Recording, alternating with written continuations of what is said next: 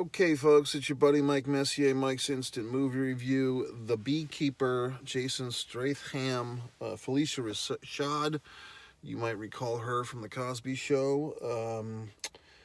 God, what's that? The lady from way back when, Minnie Driver. She used to be like the hot thing for a couple of years. I believe she was in Circle of Friends, and then the thing with Matt Damon and Ben Affleck, Good Will Hunting. She was the girl. So let me turn this off. So basically, should you see this movie, should you not? Well, if you like action films, if you like, twist somebody's arm, break somebody's arm, punch somebody in the face, stab them in the chest, good guy gets shot but only in the arm type of stuff. If you like your traditional kind of 80s action film, jacked up for 2024, yeah, go see it. It's somewhat of a well-written script. It's not fucking Pulp Fiction here or something like that. It's not Gone with the Goddamned Wind, but as far as like an intelligent story to carry this action, sure, it's good. So yeah, I give it a recommend. I saw it in a nice theater, my favorite auditorium. As in one of my recent reviews, I went through the whole thing, the difference between theaters and auditoriums. Basically, auditoriums are in a theater. Theaters are not in auditoriums. At least that's the way I see it. Like in a movie sense, you have different auditoriums, which means different rooms with each auditorium has its screen, its number, a bunch of seats, and then the theater is like all the auditoriums under one roof. That's how I define it. Although I guess you could go the other way. I guess you could say you have an auditorium with different theaters in the fucking auditorium. But in any event, this was the nice auditorium that had fucking the best comfort, except one flaming fuck was in front of me a row, and he was playing with his goddamn phone. Like when I get into the theater, the previews are about to end, and this flying asshole has his phone playing solitaire. Okay, fuck. Look, I'm going to the movies by myself. You're going to the movies by yourself. But at least I'm not playing solitaire on my phone like a fuck, okay? I mean, I might do a goddamn review for 30 people later, but at least I'm not playing solitaire on my phone, for Christ's sakes. But anyway, this asshole felt the need to turn on his phone a couple of times during the movie or check it because, he's such a popular fucking guy. He's at the movie theater by himself on a Tuesday night, sitting in the second to last back row in a handicapped, friend seat, by the way, and he had no handicapped person with him. So obviously this guy has no respect for the rules. I should have twisted his fucking arm and stabbed him in the goddamn shoulder blade with a knife. But I didn't. Even though he checked his phone, I put my kerchief, my hat, on a post so that I could block out this fucking asshole on his goddamn phone. See, I've become a lot nicer in recent years. I used to be the guy that if someone was talking on their phone in the movies, I would yell at them. Or if somebody was checking their phone, I would say something. But I just realized the people are not worth it. Society is not worth fighting for anymore. So I just sit back and laugh at its decline. Anyway, so this movie, The Beekeeper, we start off strong. There's this motherly, sonly relationship between, as we discovered, just neighbors, no romance, between Phylicia Rashad and Justin, his whatever his fucking name is, his character, the beekeeper, and the gimmick, so to speak, is he's formerly of the secret society, which protects the fucking hive. So what is the hive? It is the all those secret words, from George Washington through every other guy that was in the White House, like the elite of the elite. And the beekeeper's role in all of this is to be separate but defending. So we meet the former beekeeper. It's a cool concept. And I guess this movie definitely left itself open for sequels or even a prequel, because I didn't quite get the correlation. Yes, I get the metaphor between, the beekeeper keeps the hive safe, but there's like a metaphor here with the bees and with the elite, the ruling class, the government. That's not fully developed. Maybe it was when I took a facility break, like very late in the film. Maybe there was a big reveal that I missed out on the whole thing. But in any event, there was a flaw in that as well, because we meet the replacement beekeeper. I've seen this in other, you've seen this too, like isn't there like a James Bond movie where he fights the new 007? Wasn't that like in a James Bond movie 2 or 3 ago, where he's fighting his replacement? And that's kind of a trope that we've seen in other films like this, where, oh, I'm the guy, but here's my replacement. Now I got to fight him and kill him. So we have that, except it's a her. It's like this, Mad Max scene, punk rock lady who's the new beekeeper, but she's absolutely insane. They even say that. She's crazy. She's got like the fucking machine gun. And she doesn't look like anyone that's really a protector, except she's just fucking nuts. But of course, our boy there kills her too.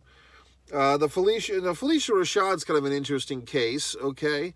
Because 6 or 7 years ago, when the hammer was coming down on Mr. Jello Puddin' Pop himself, Bill Cosby, Phylicia Rashad was one of the only, if not only, Hollywood celebrities to really defend this gentleman, or this non-gentleman, should I say. There was some interview where Phylicia Rashad would say that all the, investigations or charges against Bill Cosby was not just because of the women. It was to destroy his legacy. And she was very kind of high and mighty and very Claire Huxtable about the whole thing. A relative of mine never liked Claire Huxtable. I'm not sure if the relative didn't like Phylicia Rashad's interpretation of the character or just didn't like the character, but a relative of mine always hated Claire Huxtable, thinking she was mean. So Phylicia Rashad seemed like she had drunk the fucking fruit punch a little bit when it comes to Mr. Puddin' Pop, because she was defending him. But yet, then a few years later, here she is playing the mom in the Creed movies, playing Creed's mom, the original Apollo Creed's widow. Although, if you go back to Rocky IV, at least, Apollo Creed's character had a wife in that movie when she stands up and she's throwing the towel, but that's not Phylicia Rashad. That's another actress. So she got bumped, okay? Makes me think of, I was never a Fresh Prince of Bel-Air fan, but I started watching a little bit of it recently, the sitcom, the original, because I watched the spin-off, the dramatic thing with Coco Jones and Associates on Peacock or Prime or whatever the fuck. And I liked that, and I'm like, man, I guess I missed out on my childhood because I never watched the original Fresh Prince of Bel-Air. I mean, I have a journeyman's knowledge of it, like Carlton and Hillary, but I'm like, let me go watch some of this. Really fun show, and I can see how this was like a show, I'm talking about Fresh Prince now, that was a big part of your childhood, and I missed out. So now I'm watching some episodes, and then I heard that and I did know about the actress situation, the mom being replaced, and I was curious about that, because I like those inner workings of, systems and TV shows and cast members getting replaced and so forth and so on. So I watched the Fresh Prince reunion and Will's with the two moms, and basically he ruined this woman's life and her career, the original mom on the Fresh Prince, but now he gets to say he's sorry. That seems to be like Will Smith's, like as long as he says he's sorry, I'll slap you at the Oscars, I'll ruin your career for 30 years, but then I'll say I'm sorry, and I'll tear up, and the devil's making me do it, because Denzel told me. Oh my God. So anyway, getting back to the Beekeeper, Strahan, what did he get famous for? I remember seeing him, a long time ago, 15, 20 years ago, and it was like the big thing at the time that he was in, and he was basically fornicating with the blonde chick who was like Tara Reid, do I want to say? Or was it Tara Reid, or was it a lady that I actually was in a movie with, a nice lady, trying to remember her name, another blonde, she was in like Road Trip, and she was in this one and that one, nice lady actress. Was she the one who had this like hot and heavy fornication scene with Justin, whatever the fuck, 20 years ago or whatever. But in any event, the Whale, the Meg movies, like especially the first Meg, not so much the second one, but the first Meg movie I really liked was Strahan. I don't even know what his fucking name is. Justin, Jason, whatever. I'm getting him mixed up with the football player and Strahan. Everyone's a Strahan. It's like, where's his ham? I don't know. It's Stray. So then we go back into this thing. This movie is basically every government agency is up for grabs. You know, CIA's evil, FBI's evil, everyone's evil. It's all inner cabal. It's all inner bullshit. Everyone's a fucking asshole. They're stealing money from old people. They're funding the first, in this movie, the woman president. You know, she's basically like Meredith Baxter Birney in a fucking Lifetime movie in 1992. And she's got this son who like ran her campaign and got all the money for her to run for El Presidente, Madam President, by stealing money from old people, which everybody hates. And that's how the movie begins, because the asshole kid and his shithead company steals money from old lady, which is Phylicia Rashad. And I mean, they say that, I don't. She looks pretty good, but she gets confused. And this type of shit pisses me off too, when people do steal money from the elderly. And, you know, look, I've been bamboozled and fucked a few times with scams. I'm not afraid to admit it. I think everybody wants to think positive and all that horse shit, but then you get fucked in the ass a few times and then you don't think so positive, okay? So, I mean, these scam operators, they get in your computer with their viruses, they give you an 800 number to call, and then they take all your info and they kill you, or they don't kill you, they ruin your life. So that basically happens to Phylicia Rashad, and her character's answer, although, you know, it kind of seemed like she was a smart enough woman to just call for help, like her daughter works for the FBI, and she doesn't think, like, the first thing that happens is, in the movie, you know, like, she gets screwed over, right? They steal all her money. She's got a daughter that works for the FBI, and instead of calling her daughter who works for the FBI, she takes a gun and shoots herself in the head. I mean, I didn't quite, you know what I mean? Like, it kind of felt like an undeserved suicide, you know what I mean? Like, a suicide that early in the film should really be warranted, especially a gunshot to the head, especially with Claire Huxtable. And it's like, you know, it doesn't make sense, you know, because she didn't seem like yes, it would be very distressing if you just got stolen all your money. But the fact that her daughter, and she even says it, my daughter set up the whole computer. Well, if you're that close with your daughter, you could call your daughter who works for the FBI, and yes, she knows that her daughter works for the FBI, and say, sweetie, I can't believe it. I just had all my money stolen. This got, you know, these, and then daughter would, you know, come and they'd figure it out and we'd all be happy assholes. But it's a movie, so of course her instinct is to commit suicide. Okay. Then, later on in the film, there was another thing like that. Oh, yes. The daughter, you know, decent enough portrayal, decent enough actress, but the daughter character is like so FBI, you know, positive, and she's going to uphold the law, her part of it, as much as possible, to the point where upholding the law is more important than avenging her dead mother. And, furthermore, she never really grieves over her dead mother. Like, there's nothing. It's like it didn't happen, you know, or it's like a different,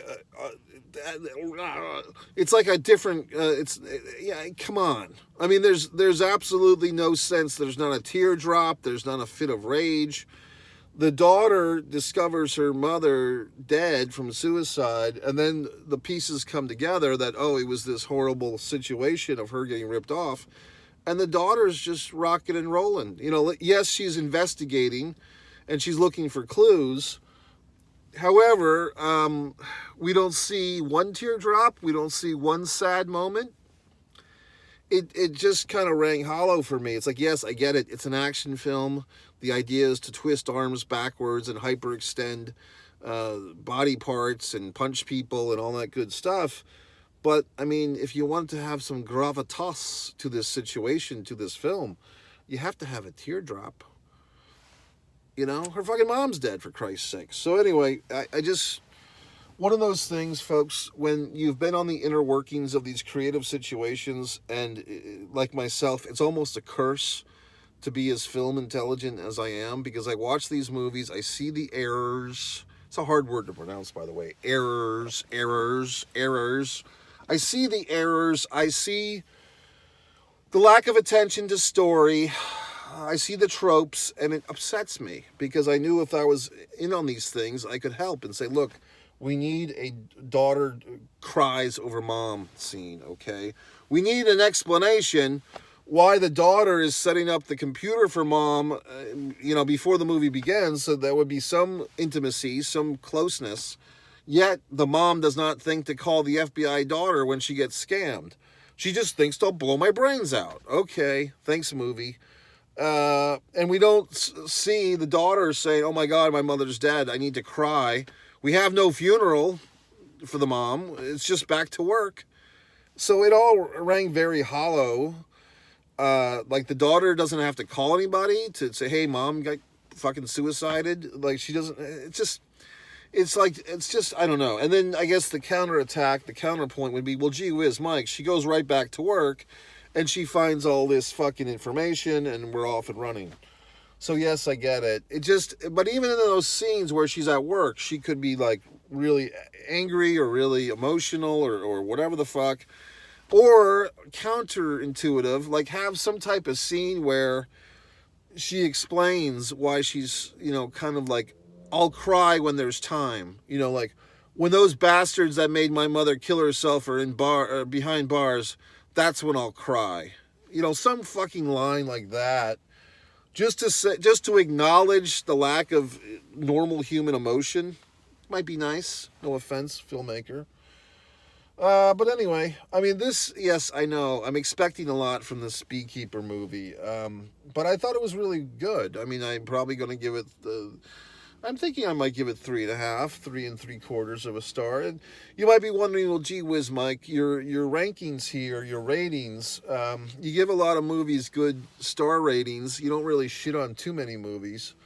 I think the lowest, once I've been putting these little star things on the fucking thumbnail, and if you don't look at the thumbnail, you have to go to YouTube. You go to One Mike Messier. If you're happening to be watching this on Facebook, why don't you do me a favor and click on the goddamn link that takes you to YouTube and push the happy subscribe button. I have all these people pestering me. Mike, did you see this movie? Did you see that movie? I've seen all the goddamn movies, and I've reviewed all of them. So if you go to fucking YouTube, One Mike Messier, and you subscribe, you'll see all my piping hot, fresh Mike Simpson movie reviews. Piping hot from the oven of my mind to the belly of your soul, okay? So anyway, yes, I liked the movie. I thought it was good. I thought it's one of those, pound of fist movies. It's not as good of a pound of fist as the Maverick from last year. That would be a great movie.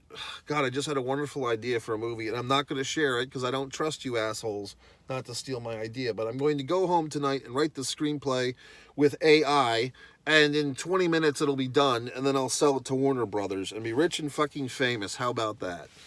So it's your buddy Mike Messier saying, yes, go see The Beekeeper. I hate to say it, but it felt like a little Steven Seagal-ish. Like, how Steven Seagal would have to go through treacherous waters and, twist somebody's arm backwards and all that good stuff. But I liked the movie. I thought it was good. I like these movies when only like one action guy is in it. I didn't even go see the last, whatever the fuckables, the indefensibles or the indispensables, because there's too many of them. There's too many people in those movies, too many action stars. I just like one action star per movie, okay? So that's it. So go see the movie, Madame Presidente. I mean, I guess you could make a case. This is why you don't elect a female president, okay? But that's just the movie talking, not me. One Mike Messier One Man on the Camera Films, One Pro Wrestling and Sports channel. Buy all my books, subscribe to all my channels, do everything I say.